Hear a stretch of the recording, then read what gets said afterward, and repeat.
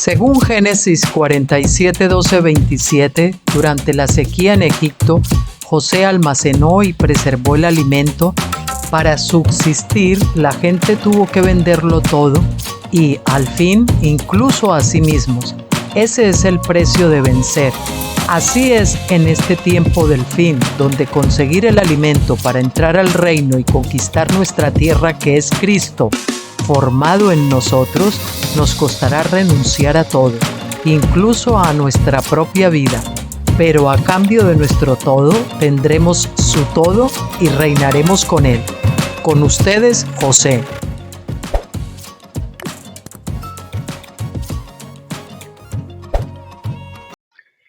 Hola, buenas tardes, noches. Bienvenidos a todos a Graneros de José. Hoy es día 4 de abril del 2024 y en España son ahora las 8:09. Y como les decía ayer, continuamos hoy y hacemos una excepción para no dejar este artículo a medias. Hacemos 2 vídeos seguidos, no solemos hacer eso más que con los libros de Daniel, al que le damos preeminencia en este momento, pero hoy lo vamos a hacer así. Entonces vamos a ver la segunda parte de ese artículo tan maravilloso que yo recopilé, pues como se recopilan de esos libros que uno lee y a lo mejor el resto del libro no sirve, pero de repente te encuentras una perla maravillosa, y no quiero decir que este libro sea así. La luna no es suficiente, de Mary Irwin, la mujer del astronauta John Irwin, no sé si viven los dos, discúlpenme. Y bueno, pues este capítulo, estos 2 capítulos realmente pues me gustaron muchísimo. Los publiqué en el blog de hace muchísimos años, ya creo que en el blog Finisterre también, y si no en el blog Tabernáculos. Lo tengo como destacado en la columna del blog Tabernáculos, y creo que también lo grabamos cuando creo que está grabado en vídeo también. No sé si está grabado en vídeo entre los destacados, puede que sí, yo creo que sí. Así que lo repetimos porque estamos poniendo en vídeo, lógicamente, este libro de reflexiones acampados en Gilgal 2. Ya saben que mis libros los pueden descargar gratuitamente en cualquiera de los blogs y tenerlos, si los pueden leer lógicamente el PDF, y también si los quieren tener en físico o en formato Kindle para leer una tablet o alguna cosa de estas, o un lector de libros, pues lo pueden buscar en Amazon. Son unos precios bastante módicos y lo pueden tener en físico si usted quiere, en formato tapa blanda. Bien, libertad al fin es la segunda parte. El capítulo se titulaba La muerte de un rebelde y libertad al fin. Es que cuando muere el rebelde, cuando morimos a la carne, cuando atravesamos el Jordán, es cuando viene la libertad. Es cuando el Señor nace en nosotros. Es cuando amanece la alborada del nuevo día, la resurrección, la vida de resurrección en nosotros. Bien. Libertad al fin. Hasta la 3ª y 4ª generación, decía el versículo, ¿verdad? La Biblia advierte que los pecados de los padres visitarán a los hijos. ¿Dónde estoy yo en esta cadena de rebelión?, me preguntaba. Comprendía que tenía que hablar con mi madre, así que oré para que pudiera tener pronto la oportunidad. Ya ve como aquí vamos a ver cómo la herencia es otra de los asuntos que tenemos que tratar de arreglar. Porque como comentaba en el anterior capítulo, ¿por qué se guardará los pecados de los hijos sobre los padres hasta la 3ª y 4ª generación? Y ella lo explica muy bien, porque el Señor le dio la revelación para entender que sus hijos imitaban su actitud rebelde, y por lo tanto, mientras ella no venciera eso, sus hijos tampoco se iban a someter. 2 semanas más tarde me hallaba sentada en Oregón, al otro lado de la mesa de mi madre. Un inesperado viaje a la West Coast se presentó y Jean estuvo de acuerdo en llevarme con él y dejarme un día con mis ancianos padres. Mi madre estaba sentada en su mecedora favorita cuando comencé. Madre, Dios ha comenzado a obrar en mi corazón y me está revelando algunas cosas feas que tengo que cambiar.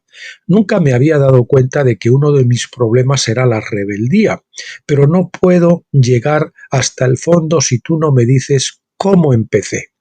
¿Qué me hizo tan desafiante y determinada a no someterme a la autoridad? Si alguien me dice que no puedo hacer algo, muevo cielo y tierra para demostrar que puedo y quiero. Siempre he deseado mi propia voluntad, terca, egoísta, y parece que siempre estoy procurando que la gente no pueda ganarme. Y me paso toda la vida intentando demostrar a todo el mundo que soy mejor que nadie. Es decir, aquí la rivalidad, competir, la contienda, no hagáis nada por rivalidad o por contienda, nos decía Pablo, ¿verdad? Nos sigue diciendo. Después de algunos intentos, mi madre empezó a contarme una historia que nunca había oído. Como mi abuelo había emigrado de Norca, Rusia, llegando finalmente en bote a América con su joven esposa, su suegra y algunos familiares, se instalaron en Oregón, construyeron una granja en una pequeña parcela y comenzaron a trabajar como granjeros. El hombre deseaba ardientemente tener hijos que le ayudasen a llevar la granja, pero sus 3 primeros hijos fueron niñas y su esposa murió al dar a luz el 4.º hijo y tan esperado hijo. También murió. Déjeme repetir esto que lo leí un poquito enrevesado. El hombre deseaba ardientemente, es decir, el padre de ella, tener hijos que le ayudasen a llevar la granja, pero sus 3 primeros hijos fueron niñas y su esposa murió al dar a luz el 4.º niño y tan esperado hijo, quien también murió. En muy poco tiempo volvió a casarse y el siguiente hijo fue mi madre. Otra hermana vino poco después. Nunca llegaron más hijos. O sea que al final se juntó con 5 niñas, por lo que veo. Mi abuelo, según parece, se amargó por la pérdida de su único hijo y durante los meses antes del nacimiento de mi madre se empeñó en que este sería un chico. Se desilusionó de tal manera que comenzó a odiar a las niñas y determinó vengar su rabia sobre el objeto de su disgusto. Culpó a Dios y nunca le perdonó, llevando su venganza sobre mi madre, a la que maltrataba a la menor provocación. O sea, ella era una de las hijas del segundo matrimonio. La simiente del odio y la rebeldía comenzó a extenderse por el corazón de mi madre, quien se casó a una edad extremadamente temprana para escapar de los malos tratos de su padre. Salió de Guatemala y se metió en Guatepeor. Determiné, Mari, continúa su mamá, que se enfriaría el infierno antes de que otro hombre me tratara como lo había hecho mi padre. Me dijo con los ojos brillantes y el mentón temblando. Perdonen que ponga aquí estos guioncitos correctos. Madre, exclamé, impresionada. Entonces tú nunca perdonaste a tu padre por lo que te hizo. Todavía le odias, ¿no es así? ¡Qué revelación! Yo nunca había tratado con mis padres como gente adulta, nunca tuve una relación íntima con ellos, ni pensé en ellos como seres humanos con las mismas luchas, las mismas tentaciones y los mismos fallos que otros experimentaban, ya que salí tan joven de mi casa después de conocer a Jim. Al instante, el completo cuadro se iluminó. Mi madre, tan buena como cualquier otra madre de las que andan por la tierra, había vivido toda su vida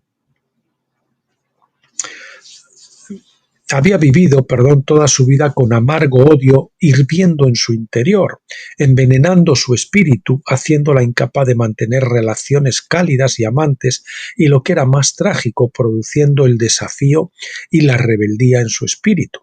Comenzó con su padre, lo transfirió a su marido, cegó a sus hijos y extendió los infecciosos tentáculos a todo lo que la rodeaba.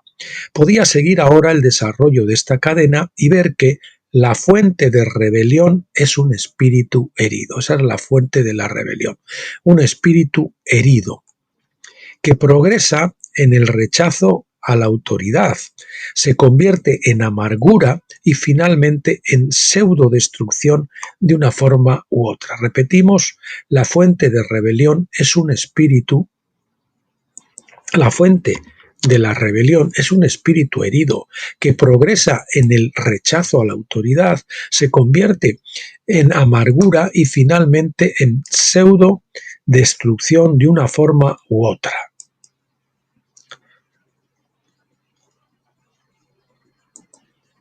Era verdad, mi madre era una víctima inocente, pero yo veía más claramente que nunca que somos absolutamente responsables de nuestras reacciones al pecado de los demás contra nosotros. Repito esto también, somos absolutamente responsables de nuestras reacciones al pecado de los demás contra nosotros, que eso no es excusa para devolver la piedra, por decir de alguna forma, ¿verdad? Que otros hayan empezado y nos hayan agredido, eso no nos excusa para pecar nosotros devolviendo la piedra.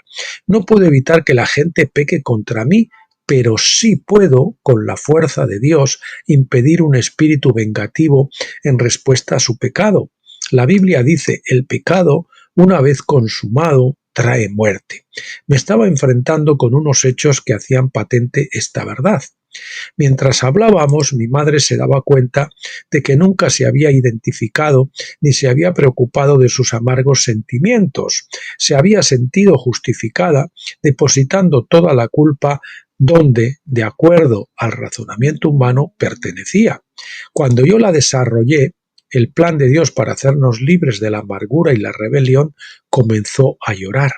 Luego oramos juntas y mi madre confesó su pecado de odio. Le pidió a Dios que la librase de él y perdonó a su padre por los años de malos tratos que había recibido. Mi madre y yo comenzamos una nueva relación aquel día. Esta rebelión está empezando a detenerse en nuestra familia, empezando por mí. Les dije a los niños, a mi vuelta, cuando les expliqué detalladamente mi desobediencia, dónde había comenzado y el paso a la libertad. Los niños estaban quietos, introvertidos y parecieron entender. A pesar de que nos quedaba un largo camino por recorrer, esto demostró ser un buen principio. Y los 7 que éramos comenzamos a movernos hacia la unión de la familia y la armonía en este nuevo camino. Ahora sabía que estábamos preparados para comenzar el libro. También sabía que Magdalena Harris consentiría en escribirlo. Cuando la llamé, ella confirmó que Dios había estado obrando en su corazón y estaba dispuesta a empezar. Nos comprometimos a todo lo que hiciera falta. Trabajo duro por largas horas, imprevisibles problemas y obstáculos, y los tuvimos de todo tipo. Aquel mismo verano, un acariciado deseo se hizo realidad. Por 2 años había deseado acudir a la clínica seminario de Clyde Narramore.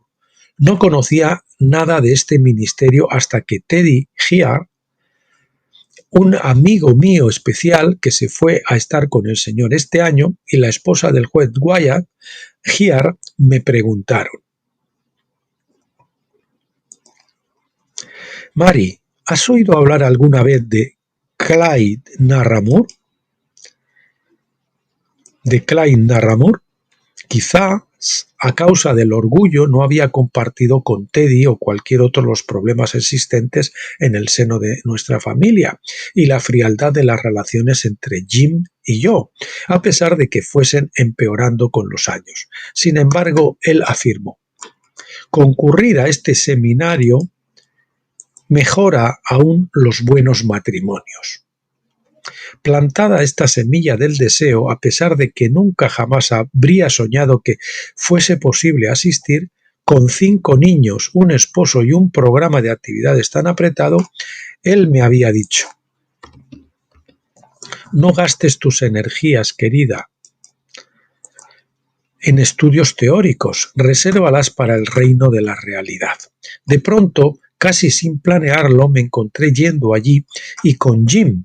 Nos las arreglamos para encontrar quien se ocupase de los niños, llamamos a la clínica Narramore, hicimos las reservas y partimos. Me parece que todo lo que hicimos durante el primer día fueron pruebas y tests. El resto del tiempo lo pasamos en conferencias.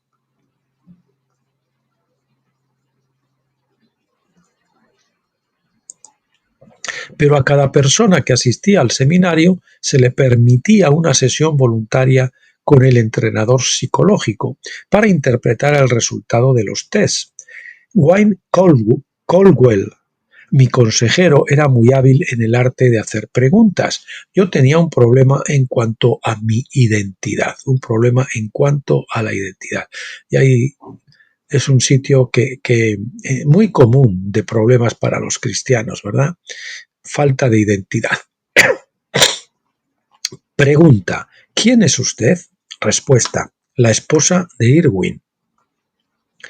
Ahí está, no sabía quién era. Aparte de una extensión de mi marido, no me veía como una persona con derechos propios.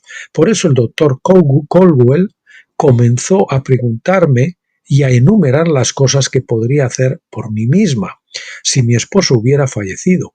Para sorpresa mía podía pensar en varias cosas. Sonrió y dijo: vea usted cómo sabe muy bien quién es.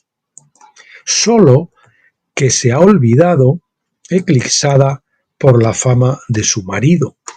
Cuando me di cuenta de que yo era importante para Dios como Mary y que poseía diferentes talentos y habilidades, dejé de sentirme sin valor y permití a mi verdadera identidad emerger.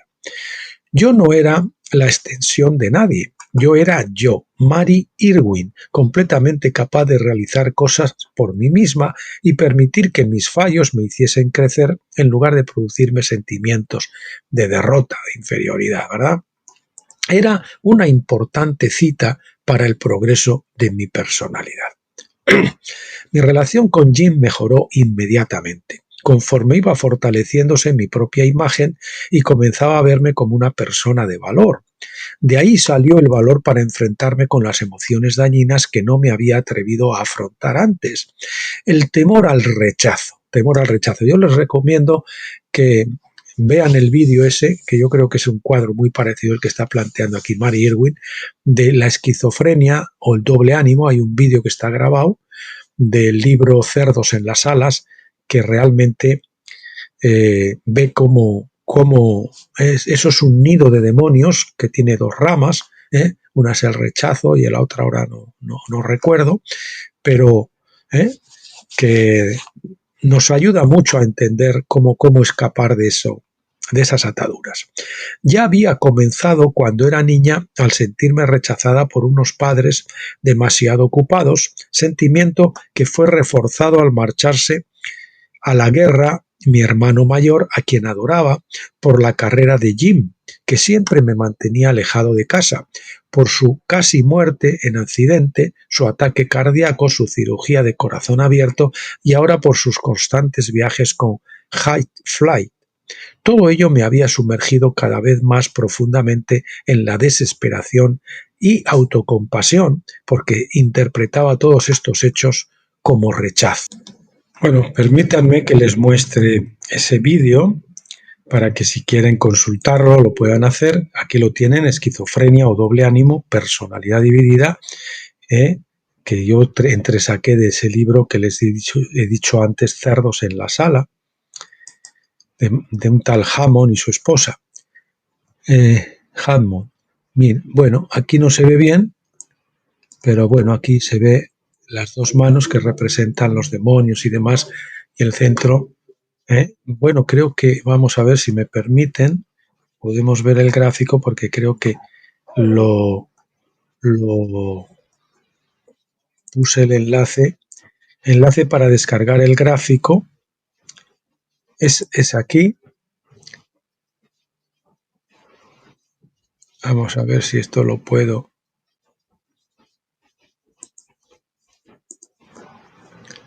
Vamos a ver esto, a ver cómo lo aumentamos. Sí, aquí lo tenemos. Ese, ¿no ven? Arriba tenemos la esquizofrenia y luego estas dos manos representan dos espíritus que son Vamos a ver, perdón, vamos a ver si ahora lo podemos ver. El espíritu de rechazo, que es el espíritu principal de un lado, y la rebeldía. Y aparte llevan asociados otros espíritus, acusación hacia otros, obstinación, autoengaño. Aquí tenemos autoacusación, lujuria, inferioridad, etcétera. Y bueno, más cosas que hay por ahí que ustedes pueden escuchar en el vídeo y descargarse el gráfico o incluso leer el libro, que también lo pueden descargar en el blog Tabernáculos, como ustedes quieran. Bien, pues vamos allá. Entonces, tenemos aquí el escrito de nuevo y vamos a continuar. Mi sentido de valor propio disminuía mientras nutría el síndrome de pobrecita de mí, nadie me quiere. Había pasado la vida intentando conseguir estimación y aceptación, siendo lo que los demás pensaban que tenía que ser, confundiéndome a mí misma, escondiéndome tras la fachada y perdiendo mi identidad en el proceso. Yo estuve afectado por este espíritu de esquizofrenia, que es el doble ánimo, y por ese espíritu de rechazo y el otro que hemos visto de rebeldía, ¿verdad? Ahora que me estaba convirtiendo en alguien a mis propios ojos, ahora podía controlar el más común de los temores, el rechazo, y la íntima soledad que lo acompaña. Cuando vi todo esto con claridad, puse toda mi voluntad en perdonar a todo el mundo que pensaba me hubiera rechazado, comenzando con mis padres y acabando con Jim. Luego abandoné la amargura, el resentimiento y el odio. Finalmente acepté por completo el hecho de que Dios me recibía solo por lo que soy. No es que me tolere, sino que me ama incondicionalmente. No es que me soporta Dios, sino que me ama incondicionalmente. Cuando Magdalena y yo nos pusimos a trabajar honestamente en el libro, pasamos horas, días y semanas sentando las bases, investigando cada faceta de cada experiencia, una a una. Resultó fácil citar hechos y sucesos, pero Magdalena nunca estaba contenta con lo superficial. Me obligaba a buscar la máxima exactitud en lo profundo de mis emociones y reacciones y a evaluar mis pasados incidentes y mis temores. La mayor parte del tiempo salía de las sesiones seca y escurrida como una pieza de ropa lavada, en otras palabras, extenuada.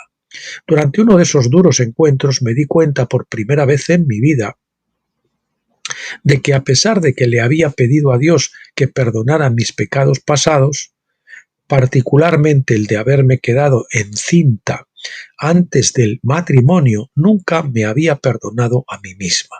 De alguna forma me había seguido maltratando a mí misma por esto, y no me sentía espiritualmente como los demás.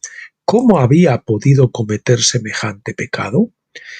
Pero, ¿cómo se perdona uno a sí mismo?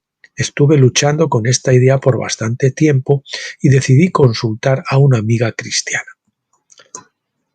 La amiga le contesta: lo que tú dices, Mari, es esto. Me dijo con mucha inteligencia: Jesús, lo que tú hiciste en el Calvario no fue suficiente. Este pecado es demasiado malo. Necesito continuar castigándome a mí misma una y otra vez. ¿Sabes en qué forma te estás castigando a ti misma? Continuó. Perdón con los guioncitos hoy. Continuó negándote a autoestimarte y autovalorarte. Tienes que aceptar el perdón total de Dios y agradecerle el privilegio de poder perdonarte a ti misma. Pero lo he intentado y sigo sintiéndome igual, sin valor, le confesé. En primer lugar, Mari, puedes depender de los sentimientos. No puedes depender de los sentimientos, nunca son muy precisos. El hecho que vale es que Dios te ha perdonado por completo, no importa cómo te sientas acerca de ese hecho. Segundo, es una transición de una vez y para siempre. Por parte de Dios lo es, pero nosotros somos tan humanos que quitamos los ojos de la provisión de Dios y los ponemos en nuestros fallos. Así que cada vez que piensas en el error que cometiste hace años, simplemente dale a Dios gracias por su perfecto perdón y por el privilegio de perdonarte a ti misma. A la par que la escritura del libro iba progresando lenta y concienzudamente, porque no siempre era fácil recordar los detalles necesarios, comenzamos a orar de corazón para que Dios hallase a un editor según su voluntad. Claramente, estábamos decididas a no buscar a cualquier editor. Enviaré al editor que yo elija en el momento preciso. Fueron las instrucciones, sin lugar a error, que recibí de Dios en lo íntimo de mi conciencia. Después de varios meses y de la forma más inaudita, recibimos una llamada desde Grand Rapids, Michigan, para una entrevista con un inteligente editor conocido internacionalmente con posibilidades de contrato. El mismo día de la cita, 7 de enero de 1977, Jim tuvo que ser sometido a una urgente operación a corazón abierto en Houston, así que tuve que emprender el vuelo sin poder ponerme en contacto con el editor. A pesar de que era un marcado disgusto no acudir a la cita, encomendé el asunto a Dios y tomé el avión. Magdalena tuvo la entrevista con Robert de Bries o algo así. Para cuando yo volví, la promesa de contrato estaba asegurada. De nuevo tenía que enfrentarme con la triste posibilidad de quedarme viuda. Esta vez, sin embargo, fui capaz de confiar en el Señor y no solamente por la vida de Jim. Por fin pude decir: Señor, sea cual fuere tu voluntad para mí, la acepto con acción de gracias. Si eliges restablecer a Jim, alabo tu nombre. Si eliges llevártelo contigo, también alabo tu nombre. También alabo tu nombre. Jim parecía recuperarse muy bien de la operación del corazón. Comenzó a andar cada día, alargando las distancias de sus paseos y poniéndose nuevas metas de ejercicio regularmente. Pronto estuvo pasando las mañanas en la oficina de Highfly y comenzó a reasumir su programa de trabajo. El doctor le dijo que podía hacer lo que quisiera. Esto no es conveniente decírselo a Jim. Nunca ha conocido limitaciones ni físicas ni de ninguna especie, y a sus 47 años le resultaba difícil cambiar de normas de conducta y rasgos de carácter. Así que no resultó sorprendente que 10 semanas después de la intervención quirúrgica quisiera esquiar. Los meses estivales dieron a los niños una semana de vacaciones, así que nos dirigimos a una de nuestras zonas favoritas para practicar el esquí, a Vail. Jim, espero que tú no irás a esquiar tan pronto después de la operación, ¿verdad? Le pregunté antes de partir. El doctor me dijo que podría hacer todo lo que quisiera y lo que quiero es esquiar, fue su confiada respuesta. ¿No crees que tendrías que consultarlo primero con él? Le sugerí con cautela. Quizás él no se refirió a algo tan fatigoso como el esquí. No hace falta molestarse, me aseguró. Iré con cuidado y no me excederé. Me tienen que disculpar porque como yo lo he leído tantas veces, no lo he repasado pensando que estaba bien y eso está dificultando un poco la grabación, está retrasando. Iré con cuidado y no me extenderé. No te preocupes, me irá bien. Reprendiéndome a mí misma por mi temperamento protector, seguí adelante y no volví a preocuparme. No hasta el viernes, esto es, cuando una voz de alarma del equipo de patrulla de esquí en la cima de la montaña llamó para decirme que bajaban allí en una litera y que me reuniese con ellos al pie de Vail Mountain. ¿Qué es lo que pasa, mamá? preguntó Jimmy, que se había quedado conmigo todo el día. Oh, nada, Jimmy, le dice, estoy tan cansada de los sustos de tu padre, fue mi respuesta. Vamos, vayamos a ver qué pasa. Era un día hermoso, claro, soleado, perfecto para esquiar. La nieve ligera que recortaba las plumas crujía bajo los pies mientras me paseaba de un lado a otro nerviosamente en el lugar donde esperaba que bajase la patrulla. Cuando por fin aparecieron vi a Jim tendido en una litera. Noté por su falta de color y su expresión cansada que algo serio andaba muy mal. Cuando le desataron y le ayudaron a ponerse en pie, se tambaleó y le costó trabajo mantener el equilibrio. Mary dijo con voz entrecortada mientras se derrumbaba en el asiento del coche. Solo necesito descansar. Llévame a la habitación y déjame descansar. Estaré bien después de un descanso.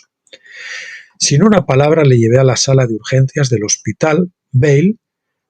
Pedí a toda prisa un tanque de oxígeno y rogué a la enfermera de servicio que enviase una camilla inmediatamente. Mientras esperábamos al doctor, salió Jan excitadamente y explicó todo lo que había sucedido en la cima. Mamá, yo estoy asustada. Oh, estaba tan asustada. Joe y Jill hacían carreras de esquí y yo quería ir con ellos, pero sabía que alguien tenía que quedarse con papá. Él iba muy despacio. Tenía que girarme a menudo para ver si seguía detrás. A veces se paraba y yo volvía por si le pasaba algo. Estaba tan sin aliento y tan cansado que tuvimos que pararnos varias veces. Finalmente le puse en el trineo litera para poder llegar a toda prisa a donde estaba la estación de la patrulla de vigilancia, y papá apenas podía respirar cuando llegamos allí. Le dieron oxígeno, luego te llamamos a ti y comenzamos a bajar la montaña. No sabía si conseguiríamos bajarle a salvo, mamá. Comencé a comentar, pero en aquel momento salía el médico por la puerta de la sala de urgencias. Señora Irwin, su esposo tiene un ataque cardíaco. No conoceremos la gravedad del mismo hasta dentro de unos días. Le mantendremos aquí hasta que su estado se estabilice. Luego le trasladaremos a Fitzsimmons para que su propio especialista de corazón pueda ocuparse de él. No estaba sorprendida en absoluto. De hecho, ya había comprendido que Jim tenía otro ataque, a pesar de que nos había alentado a creer que la intervención quirúrgica alejaría la posibilidad de ataque por varios años. Lo que sí me sorprendió fue mi compostura y calma interior durante toda la prueba. No era inconsciente de la seriedad de su condición. Un segundo ataque, solo 10 semanas después de la operación más delicada de la cirugía moderna, ¿quién podría imaginar las evidentes implicaciones? 3 días más tarde, cuando escuché el helicóptero del ejército sobrevolar a nuestras cabezas, corrí hacia afuera. Mientras contemplaba el helicóptero que buscaba un lugar donde posarse, comencé a orar un poco. Recordé de nuevo que todas las cosas ayudan a bien. El sol brillaba con intensidad mientras despegábamos. Miré a Jim, que le estaban administrando lidocaína y dextros por vía intravenosa, mientras un tubo unido a la bombona de oxígeno estaba sujeto a su mejilla.